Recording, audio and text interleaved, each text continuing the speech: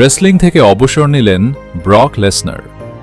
2 দশকেরও বেশি সময় ধরে রেসলিং দুনিয়ায় রাজত্ব করা এক নাম, ব্রক লেসনার। অবশেষে সেই দ্য বিস্ট ইনকার্নেটের বিদায়ের ইঙ্গিত মিলল রেসলিং রিং থেকেই। সোমবার 20 এপ্রিল WWE এর সবচেয়ে বড় pay per view event WrestleMania 42-এ ঘটে যায় বড় এক চমক।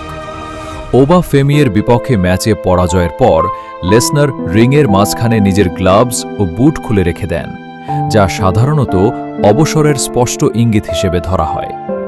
লাস ভেগাসের এলিজিয়েন্ট স্টেডিয়ামে তখন নেমে আসে আবেগঘন পরিবেশ।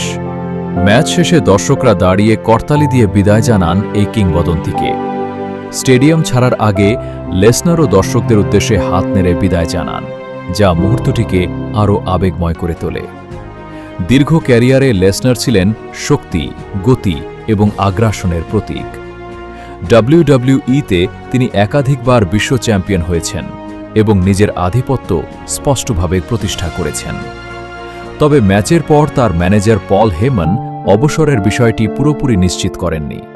তিনি জানান, এখনই একে চূড়ান্ত সিদ্ধান্ত বলা ঠিক হবে না।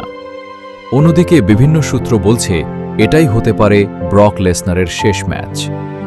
2000-এর দশকের শুরুতে WWE-তে অভিষেকের পর থেকেই তিনি ছিলেন এক ভীতিকর শক্তি।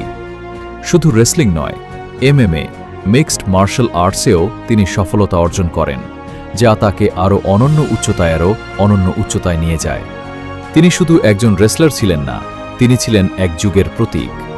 এখন প্রশ্ন একটাই, ব্রক লেসনার কি সত্যিই অবসর নিলেন, নাকি সামনে আবারও কোনো বড় চমক অপেক্ষা করছে?